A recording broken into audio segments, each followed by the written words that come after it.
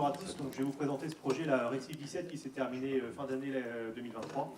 Je vais principalement aborder l'aspect biodiversité, puisque c'est le sujet de la table ronde, et vous présenter quelques résultats suite à ces 5 ans d'expérimentation.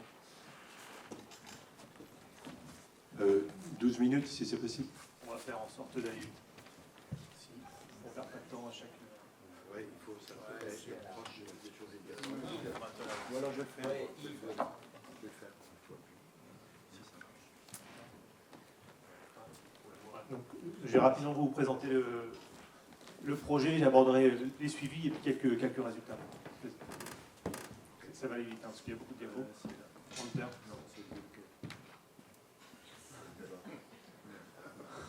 Ça fait arrière. Ah oui, ça y est, je l'ai.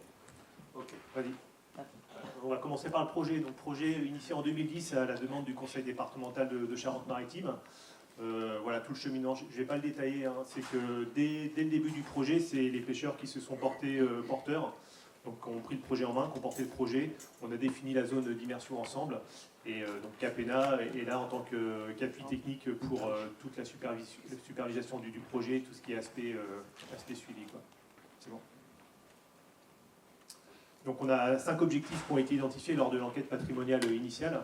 Le principal objectif, bien sûr, c'était un objectif halieutique et biologique. Ensuite, on a décliné d'autres objectifs environnementaux, donc comment allaient se comporter les récifs dans le milieu, quels étaient leurs impacts. L'objectif technique pour la mise en œuvre des protocoles de suivi. Tout ce qui était sociologique, initialement, c'était aussi fédérer l'ensemble des acteurs de la bande côtière autour d'un projet consensuel. Et enfin, on avait aussi un objectif de communication et pédagogique qu'on a pu l'aborder déjà précédemment. Donc voici le projet. Donc le projet se situe à 6000 des côtes au large de l'île d'Oléron sur le nord-ouest. On est par 30 mètres de fond sur des sables fins grossiers. La concession, elle fait 25 hectares. L'emprise réelle du projet fait juste 2500 mètres carrés. Et donc 4 types de modules ont été immergés, donc on est plus sur des anciennes générations dont parlait Sylvain tout à l'heure, avec quand même le dernier récif tout en bas qui a été éco-conçu, justement avec Sylvain à l'époque. Donc on est plutôt sur un projet un peu mixte par rapport à ce qui se fait aujourd'hui et ce qui se faisait précédemment.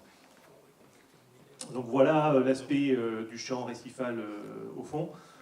Donc on est vraiment sur un tout petit confetti, hein, comme je disais, c'est une zone qui fait 50 mètres sur 50 mètres, on est vraiment sur un projet expérimental. L'idée c'était de recueillir de la donnée pour ensuite la mettre à disposition de potentiels futurs porteurs dans le futur. Donc je vais passer au suivi. Donc 6 types de suivi ont été mis en œuvre sur les 5 ans de l'expérimentation. Des suivis ichtyologiques par pêche au filet et par plongée, des suivis sur le maintien structurel des modules, suivi de la faune fixée, donc la colonisation du substrat dur, et des suivis biosédimentaires, voire l'impact des récifs sur les sédiments alentours et au niveau de la concession, et un suivi géophysique plus large sur l'impact aussi des récifs, sur la modification des sédiments, et voir s'il y a un impact sur la profondeur. Voilà, donc, je vous passe le tableau, un petit peu les différents objectifs de chaque type de suivi et les méthodologies employées. On va sélectionner juste 3 suivis pour cette table ronde, puisque c'est les suivis qui concernent plus la biodiversité. Donc voilà, les suivis par pêche au filet, les suivis en plongée et les suivis de la faune fixée. Je n'aborderai pas les 3 autres suivis qui sont plus sur l'aspect physique et structurel. Au niveau de la pêche au filet, donc, on a fait 2 campagnes de 3 jours chaque année pendant 5 ans, avec 2 types de filets. Un filet qui ciblait plutôt les poissons sur le fond, et un filet droit qui était plus dans la colonne d'eau pour cibler les poissons pélagiques. Voilà, donc une campagne pendant la saison chaude, donc au printemps, au début de la saison chaude, donc fin du printemps, et une autre durant l'été. Les suivis en plongée, donc ceux qui connaissent, c'est un suivi qui est assez utilisé par les plongeurs. Donc on est sur une méthodologie d'approche successive. On commence par cibler les poissons alentours, type taco, qui sont très peu farouches. D'abord les poissons farouches type bar par exemple, ensuite les poissons qui sont à proximité des récifs, et ensuite les individus qui sont dans le récif. Et enfin, pour le suivi de la faune fixée, on avait un système de plaques amovibles, donc on avait disposé 6 plaques, avec 6 fois 2 plaques, donc on relevait 2 plaques chaque année, pour étudier un petit peu la colonisation sur le module qui avait été sélectionné. Et donc je vais présenter les résultats. Au niveau de la pêche au filet, donc ce qu'on a observé, c'est que rapidement la biomasse a très rapidement augmenté, notamment avec la colonisation des modules par les tacos. On avait vraiment des rideaux de tacos, jusqu'à plus voir les modules par moment quand on plongeait dessus. Dès l'année suivante, au bout de 5 ans aussi, progressivement, on a vu une augmentation de l'effectif de homards, ce qui est assez logique par rapport aux habitats qui étaient mis à disposition. Et, on a par contre observé une diminution de la diversité spécifique, donc celle-ci se mesure avec l'indice de Shannon, et en fait la diversité spécifique, c'est qu'on pondère la richesse spécifique par la quantité d'individus, et comme on avait énormément de tacos sur le site, mathématiquement ça diminue cette diversité, quoi. Et donc sur l'ensemble des 5 années suivies, 41 espèces crustacés, poissons et mollusques ont été recensés dans la pêche au filet. Alors on a vu les limites de ce protocole. Alors déjà les jours de déploiement des filets, donc c'est que 6 jours dans l'année. Donc il faut tomber au moment où il y a quand même de la vie sur place. On avait aussi les problèmes d'efficacité de l'engin. Forcément, quand on fait des suivis scientifiques, il y a pas mal de notes à prendre, donc on s'arrangeait pour avoir des mers qui étaient plutôt calmes et pas trop de vent, et c'est pas les périodes où les filets travaillent le mieux, donc c'est pas forcément représentatif sur la totalité de l'année. Je vais pas détailler le tableau, donc là on voit l'ensemble toutes les espèces qui ont été identifiées à chacune des deux saisons de pêche par année, aussi bien, donc on avait fait un état de référence et durant les différents suivis durant 5 ans. Donc ça, ce sera pour le compte rendu. Vous aurez le loisir de regarder dans le détail les espèces qu'on a identifiées. Au niveau du suivi en plongée, donc même observation forcément que pour la pêche au filet. Colonisation rapide et une tendance assez aussi rapide à la colonisation 2 ans après l'immersion des modules.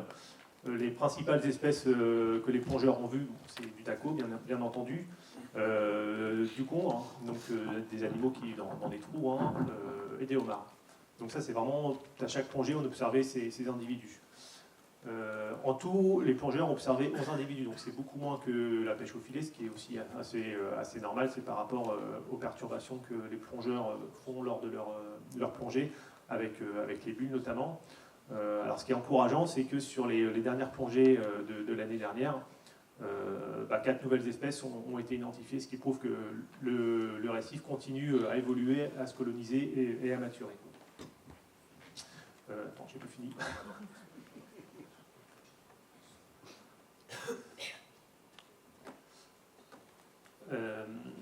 Donc c'est ce que je disais, c'est que l'état de maturation après 5 ans du récif, il est pas stable, dans les différents travaux qui ont déjà été menés. On se rend compte qu'un récif est mature au bout de entre 10 et 15 ans, est stable. Donc là, on voit qu'on est vraiment dans une tendance à la colonisation, et on considère que, en tout cas dans notre expérimentation, les récifs ne sont pas encore totalement colonisés, quoi. Et je vais aussi rappeler les limites de ce type de suivi, comme je disais tout à l'heure, c'est l'effarouchement des individus quand on descend en plongée. On était sur un site à 30 mètres, donc en plongée à l'air, c'est vraiment très limité. Les créneaux sont quand même réduits. On était assez loin de la côte, donc par rapport aussi aux conditions météorologiques, c'est des choses qui sont assez compliquées pour avoir des plongées régulières et faire des suivis assez récurrents sur l'année. Donc tout ça font que ce sont des limites où on n'a pas un résultat qui est forcément très, très exhaustif, qui ne plus des indications que des interprétations globales sur l'état de maturation du récif. Donc de la même manière, passer sur les espèces que les plongeurs ont observées sur les différentes années, aussi bien pour les poissons que pour les invertébrés mobiles. Voilà, je vous laisserai regarder dans le compte rendu les espèces qu'on a pu identifier et les principales. Et enfin, sur le suivi de la faune fixée, donc là on a vraiment des bonnes surprises.